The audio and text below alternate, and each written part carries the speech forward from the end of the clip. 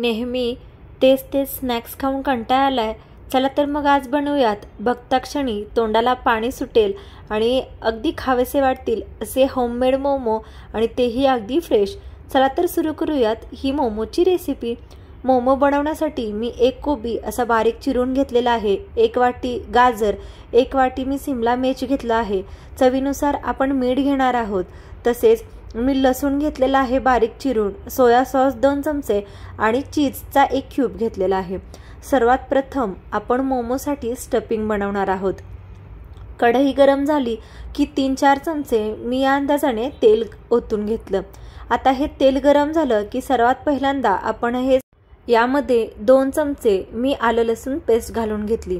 तेलामध्ये ही व्यवस्थित आपण परतून घेणार आहोत। लसूण मी बारीक चिरून घेतला होता आणि आलं थोडं ठेचून घेतलं, आणि हे सर्व तेलामध्ये एकसारखं व्यवस्थित भाजलं गेलं की आपण बारीक चॉप करून घेतलेला जो कोबी आहे तो कोबी याच्यामध्ये टाकणार आहोत। यामध्ये किसून घेतलेलं गाजर टाकणार आहोत। तुम्ही हे चॉप देखील करू शकता आणि क्वांटिटी कमी जास्त करू शकता। तसेच 2 शिमला मिरची मी इथे बारीक चिरून घेतलेल्या आहेत, त्या देखील आपण याच्यामध्ये टाकणार आहोत। आता या सर्व भाज्या एकसारख्या आपण परतून घेणार आहोत। तेलामध्ये भाज्या आता सर्व परतून घेतल्या आहेत। आता चवीनुसार याच्यामध्ये आपला घरचा तिखट मसाला म्हणजे लाल तिखट आपण टाकून घेतलं, त्याऐवजी तुम्ही हिरवी मिरची देखील टाकू शकता। आता लाल तिखट चवीनुसार टाकून झालं की यामध्ये आपण 2 चमचे सोया सॉस घातला।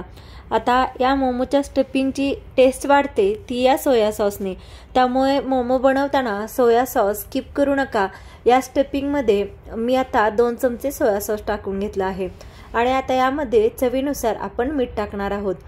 आता ह्या सर्व भाज्या या मसाल्यांसोबत एकसारख्या परतून घेतल्या। आपल्याला या भाज्या खूप जास्त शिजवायच्या नाहीत, पण अगदी कच्चाही ठेवायच्या नाहीत, म्हणून 2 मिनिटं या एकसारख्या परतून घेतल्या, आणि आता हे आपलं स्टफिंग बनवून रेडी आहे। हे 5 मिनिटासाठी मी थंड होण्यासाठी ठेवलं, आणि आता हे आपलं स्टफिंग रेडी आहे। आता ह्या भाज्या पूर्ण हे स्टफिंग थंड झालं की यामध्ये जो एक आपण हा चीज क्यूब घेतला आहे मी अमूलचा, हा आपण हे चीज किसून याच्यामध्ये टाकणार आहोत। हे चीज टाकल्यामुळे हे स्टफिंग एकसारखं मिळून येतं आणि मोमोजमध्ये ते व्यवस्थित देखील भरता येतं आणि टेस्टही छान लागते, म्हणून असा हे चीज एक पूर्ण मी याच्यामध्ये खिसून टाकलं, आणि आता हे सर्व स्पूनच्या साहाय्याने आपण मिक्स करून घेऊयात, म्हणजे या सर्व स्टफिंगला चीज एकसारखं लागलं जाईल।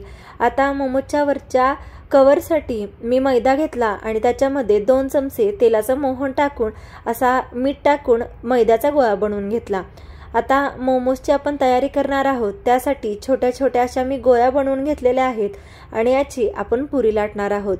पुरी अगदी जाडही लाटायची नाही आणि पातळही लाटायची नाही, मीडियम अशा साईजची आपण अशा प्रकारे या सर्व पुऱ्या लाटून घेतल्या। आता यामध्ये जे आपण बनवून घेतलेलं स्टफिंग आहे ते स्टफिंग म्हणजे जी कोबीची भाजी आहे ती टाकणार आहोत, पण नेहमी हे स्टफिंग भरताना हे जेव्हा पूर्ण थंड होईल तेव्हाच आपण भरणार आहोत। तुम्ही बघू शकता चीज टाकल्यामुळे अगदी एकसारखं सर्व हे मिळून आलेलं आहे, आणि आता हे मोमोज बनवायला घेतले। तर आता ही पुरी गोल जी केलेली आहे ती एका साईडने आपण अशा एकसारख्या पाकळ्या बनवून घेणार आहोत। दोन्ही बाजूंनी आता हे असं बनवून झालं की असं हे बोटांनी प्रेस करून हे पॅक करून घ्यायचं, म्हणजे याची ही भाजी किंवा स्टफिंग जे आहे ते बाहेर येणार नाही। अशा प्रकारे मी हा एक मोमो बनवून घेतला। तुम्हाला हव्या त्या शेपमध्ये हवे तसे तुम्ही हे बनवू शकता। आता सर्व बनवून झालेले आहेत। आता हे इडली पात्र मी आहे हे पाणी ठेवून याच्यामध्ये चाळणी ठेवून हे वाफ येण्यासाठी 10 मिनिटं ठेवलं। आता या चाळणीला आतून तेल लावून घ्यायचं, म्हणजे आपण हे मोमोज शिजवण्यासाठी ठेवले की ते चिकटून बसत नाहीत। आता हे तेल लावून याला चांगलं स्टीम आलेली आहे, 5 ते 10 मिनिटं मी हे स्टीम येण्यासाठी ठेवलं होतं। अशी छान एकसारखी वाफ आली, स्टीम आली की यामध्ये आता जे बनवून घेतलेले सर्व मोमो आहेत ते मोमो आपण ठेवून घेऊयात। हे 12 ते 13 मिनिटं मी शिजवण्यासाठी ठेवले होते, हे आपण एकसारखे सर्व शिजवून घेऊयात। अशा प्रकारे मी हे 10 मिनिटं झाकून ठेवलं, आणि आता थंड झाल्यानंतर ओपन केलं। तुम्ही बघू शकता हे मोमोज सर्व एकसारखे शिजलेले आहेत, अतिशय टेस्टी लागतात आणि खायला गरम गरम खूप मस्त वाटतात। तुम्ही देखील अगदी सोप्या पद्धतीने आणि हेल्दी असे मोमो एकदा नक्की बनवून बघा।